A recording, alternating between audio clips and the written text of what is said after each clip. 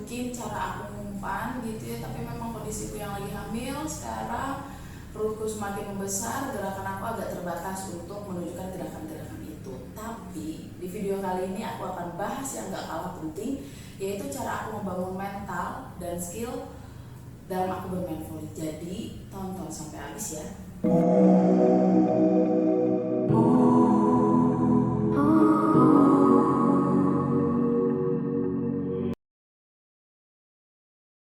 Aku lebih suka memvisualisasikan hal-hal positif ke dalam alam bawah sadar aku.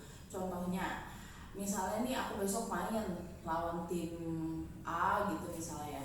Nah sebelum tidur tuh aku suka memvisualisasikan atau mirip-mirip sama menghayal gitu ya.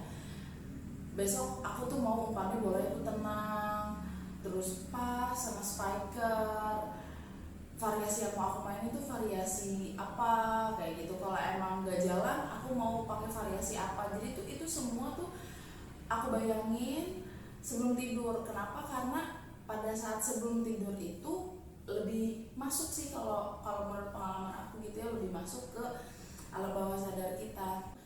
Hal-hal yang udah kita bayangin sebelum tidur itu sedikit banyak kejadian pada saat kita bertanding. Sebenarnya ada juga sih muncul rasa-rasa ketakutan, kayak yang takut dimarahin pelatih, takut mainnya jelek, dan segala macam ketakutan-ketakutan yang lainnya. Itu wajar aja, tapi kita bisa mengontrol dengan tidak memikirkan hal itu. Kita fokus sama pikiran-pikiran kita yang positif.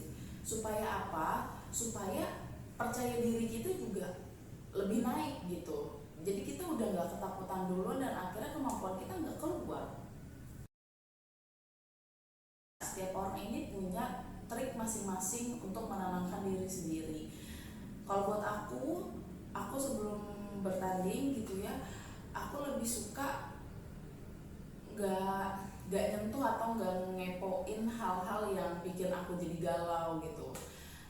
Misalnya nge-scroll Instagram yang bikin secara gak langsung emosi kita kepancing, atau berantem sama pacar mungkin, sama suami. Pokoknya hal-hal yang bikin kita jadi perasaannya tuh jadi gak enak gitu, jadi galau, jadi kacau, itu lebih baik emang dihindari sih.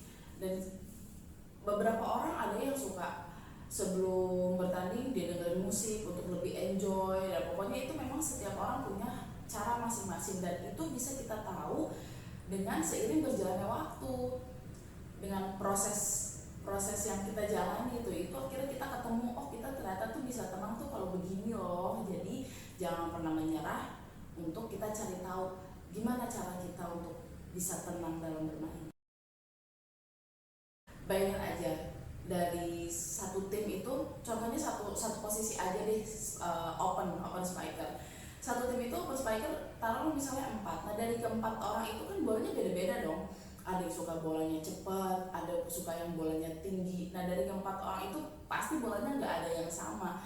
Tugas kita sebagai tosser itu menyesuaikan dengan semua bola semua spiker gitu. Dan nggak boleh ngeluh, tapi ya emang itu tugas kita gitu. Kalau aku lebih suka aku yang beradaptasi sama spiker. Jadi oke, pertama kita trial, aku kasih bola standar gitu ya. Nanti kan pasti kita tanya kurang apa, kurang tinggi, oh iya dah oke. Setiap akhir tuh kan kita rekam dong, oh dia sukanya bolanya tinggi nih, kalau dia sukanya bolanya cepet nih, kayak gitu. Nah itu kita harus terima dengan ikhlas, karena kalau memang kitanya udah kesel duluan, nggak terima, itu akan susah untuk kita bisa beradaptasi sama bola-bola spiker di tim gitu. Bola di udara itu kan cuma punya waktu sepersekian detik untuk kita bisa umpan ke siapa gitu ya.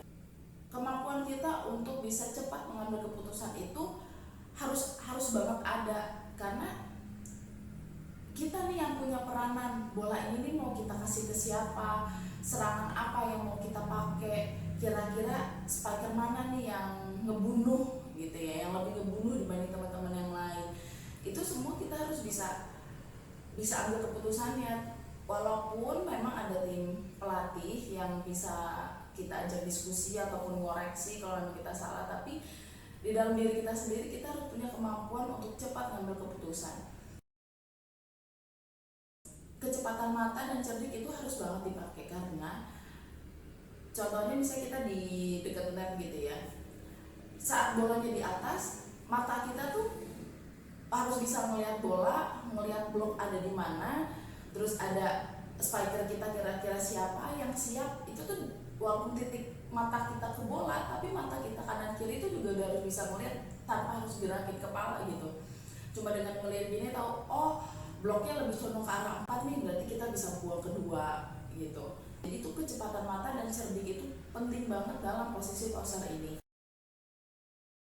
Semua orang itu pasti pernah melakukan kesalahan di dalam satu permainan. Kalau emang kita umpannya salah gitu, misalnya kurang gimana atau enggak pas banget ke blok terus langsung poin gitu, jangan langsung ciut gitu, coba lagi. Jadi di setiap pertandingan itu memang proses pendewasaan kita dalam kita bermain.